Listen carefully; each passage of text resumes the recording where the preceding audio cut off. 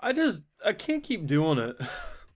Orb is legitimately the best anime I've watched all year. We're only 9 episodes in, but it's 100% how I feel. It's just perfect. It's anime of the year. No one's gonna argue with me.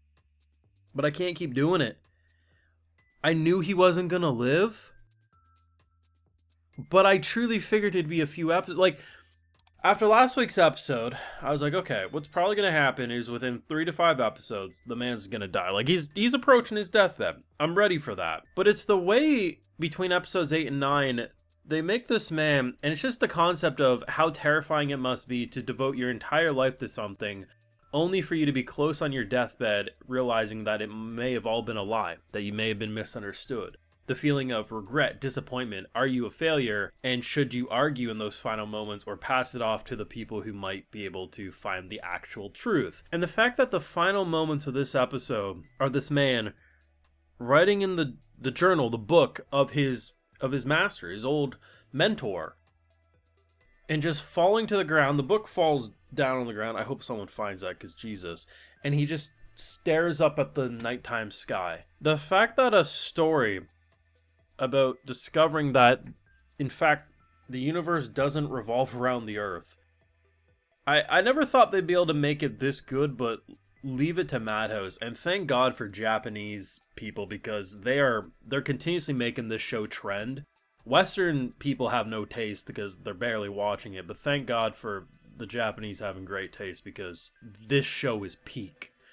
I have those full live reactions over on Patreon if you want to see me discuss the show in real time over there exclusively. So, did watch episode 8 last week. It's always funny when I don't make a video like 1 week. People are like, did you drop it? I never drop anything, really. I mean, the odd time, like I dropped Blue Lock, but that's self-explanatory. But no, like, yeah, if you don't see a video on the channel, it's because this show really isn't that popular, and I'm not going to force myself to, do it if, sometimes I just don't have the energy, or I just don't think it's going to get the views. So, yeah, that's basically it. Always watching on Patreon, though. Love this show. Is doing something really interesting. So, Yolenta kind of gets recruited and then immediately disposed of, which she's pretty much okay with. She's like, hey, I'm a woman back in the day. This is just how my life is, I suppose. I assume she's going to stick around more than it's currently being led on. I wouldn't be shocked in the slightest if she ends up teaching our boy Ochi how to read and write. Which she actually had a very interesting moment near the end of episode 9 where she basically discusses how, like, hey, don't tell anyone I said this, but essentially to me, reading and writing is like miracles. And that's actually pretty bold to say, because essentially for a very religious time, like, essentially saying that being able to read and write is like the equivalent of a god-level miracle is a pretty insane thing to say, but honestly, the way she explains it might be like the best way to explain it. So between the last couple of episodes, we end up more or less recruiting her, and it becomes a situation where we need the research that obviously this old man has. And the idea of essentially like you're challenging someone who's dedicated decades of his life to a belief of something, only to say, I want your research so I can prove the opposite. Most people aren't going to take that well, and they're going to call you crazy. And I like how they started off episode 9 with kind of like the flashback of the same thing we're dealing with in present day in the show, but just when he was younger with his mentor.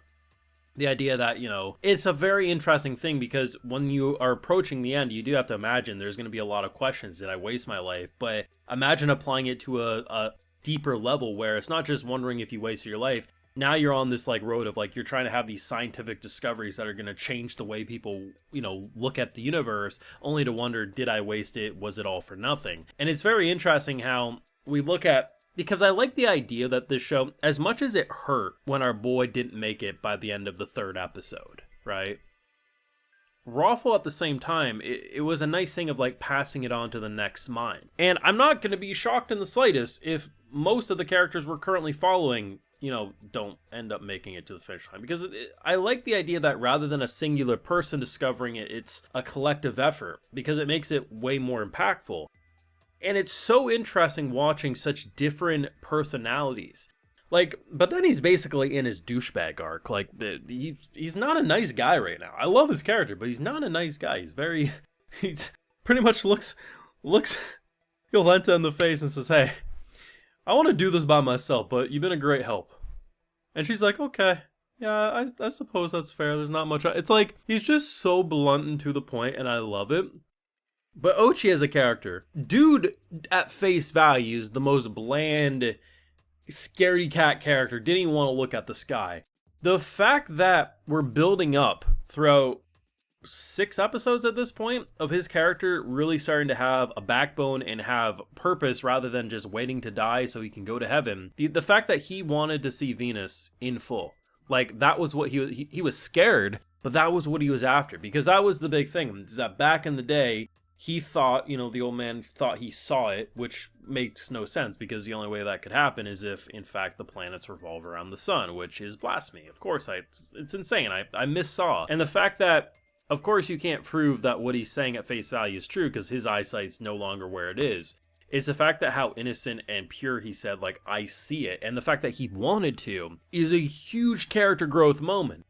And it's just like one of these things where the show's not afraid to be realistic in the way of like, hey, as much as you probably want this man to probably be like a mentor figure for a little bit, like maybe we go and we use his research every few episodes and he's still around kicking. Yeah, he's not walking, but he's deteriorating as it'll. No, they just kill him off very quickly because once the body really is starting to go, it goes.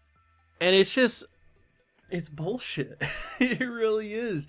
Like, it's good bullshit, but it's like, in 9 episodes, the number of characters and just...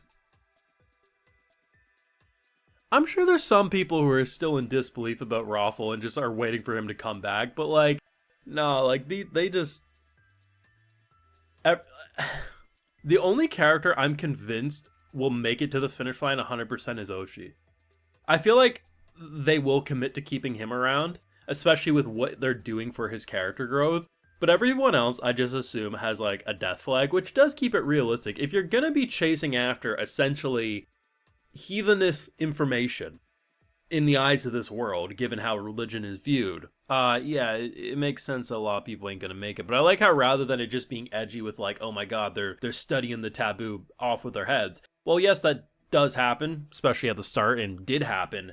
A lot of it's just natural, like falling off or old age. And it's like, you don't quite know where the show's gonna go. All you know is you can't get committed to a character. As much as I want to say it was a huge death flag but then he's like, hey, if we get caught, play dumb, nothing, could be a big death flag. I actually don't think she has too much to worry about right now. Well, yes, something is going to happen because we know who her father is. If anything, I think father's going to go down for the daughter, if anything, but maybe that's a fool's hope as well. Shoot me. Let me know your thoughts and feelings down below. Leave a like if you enjoyed. Subscribe if you're new around here. Of course, ring that bell. And like I mentioned, full live reactions over on Patreon. And hey, while you're over there, I'll just give you a video shout out. So today we got Intar students. Pickrick 542, Thor Linsgard, Vi, Anthony Silva, Mark Velli, Asakala, and we also have Christopher Stevenson. So I appreciate the support, everyone. Please take care, and you'll have a good one.